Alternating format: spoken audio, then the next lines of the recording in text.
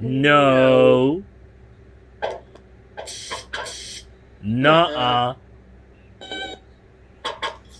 Absolutely Definitely not. not. Because being your first customer may not be the best idea after all. Dear Nat and Moby, who was Madam C.J. Walker? From Marla and Kayla. She was a total legend. In the early 1900s, Madam C.J. Walker was a hugely successful entrepreneur. She built the business empire selling beauty products to black women and might have been the first African American woman to become a millionaire. What's more, she got there by lifting others, especially women, along with her. Madam C.J. Walker was born Sarah Bree Love in Louisiana on December 23, 1867. Her parents had been enslaved, and she was one of the first of their children to be born free. And at the age of 7, she was orphaned. Then at the age of 20, she was a widow with a baby daughter. She moved north to St. Louis where her brothers were successful barbers. But back then, basically, the only jobs open to black women were as servants. So Madam C.J. Walker did laundry and worked as a cook for $1.25 a week. And it got her by, but barely it was back-breaking. Walker knew she wanted more than that. She enrolled in night classes, sacrificed to pay for her beautiful daughter's schooling. But then Madam C.J. Walker's hair started to fall out. And that was common then. Hair washing was hard without any running water, and stress and poor diets didn't even help. She tried home remedies on every fixer on the product on the market. When Madam C.J. Walker finally found the winner, she just didn't even become a loyal customer. She signed up to sell it and discovered that she was a natural.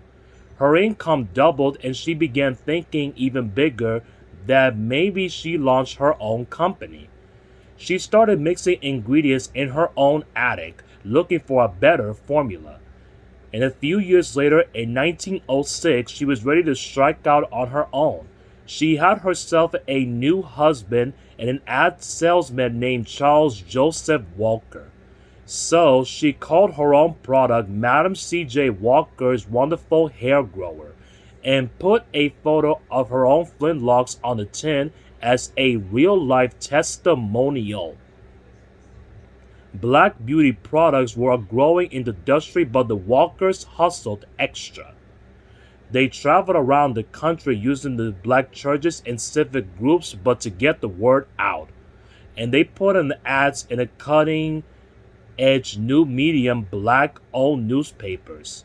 Walker taught classes on hair care, how to use her growing line out of products, then hire her customers as hair culturalists to sell the door to door.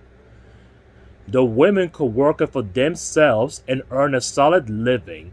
Soon, Madam C.J. Walker's brand was thriving coast to coast from New York to California.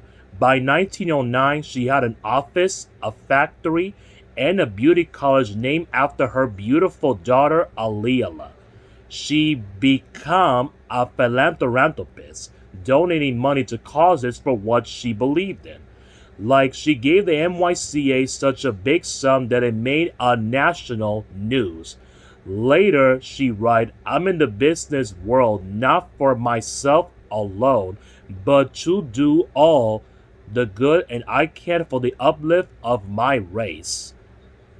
Walker created a bigger platform, and one important ally eluded her. Booker T. Washington, the leading of the voice of the black community. Like many black individuals, he was suspicious of the beauty biz. He thought that European looks made from the gold standard, but instead in celebrating something all beauty. Some companies did sell skin whiteners and hair relaxers, but Madam C.J. Walker wrote him that wasn't even her game. In 1912, finally, she simply invited herself to his convention for a black businessman. She arrived in a sharper modern tee dressed to the nines and hyping her NYCA large donation. Booker T. Washington allowed Madam C.J. Walker to address 2,000 attendees. And I am a woman who came from the cotton fields of the South, she said. From there, I promoted myself. The next year, she be a keynote speaker. With her higher profile, Walker became more outspoken as a civic leader, fighting for the rights of the Black World War I veterans and an end to its segregation. Madam C.J. Walker died in 1919 on the grounds of her posh New York estate. She had moved in near mega-rich families like the Rockefellers and the Axters, but built her mansion close to the road to showcase what black people could accomplish anything. By then her business had trained nearly 20,000 black women here and abroad. She set up scholarships and given freely to everything from the AACP to black museums. Madam C.J. Walker left most of her fortune, then $7 million in today's causes, to her own. And to the rest of her daughter, Aaliyah will go on a patriot of the arts during the Harlem Renaissance. And the poet Langston Hughes called Madam C.J. Walker's daughter, Aaliyah, the joy goddess of the Harlem's 1920s. Yeah, pretty cool, right? And hey, where in the world did you even learn how to do hair anyway, Moby? From where? Curling up and dye a school of hair? Wow, that's pretty impossible.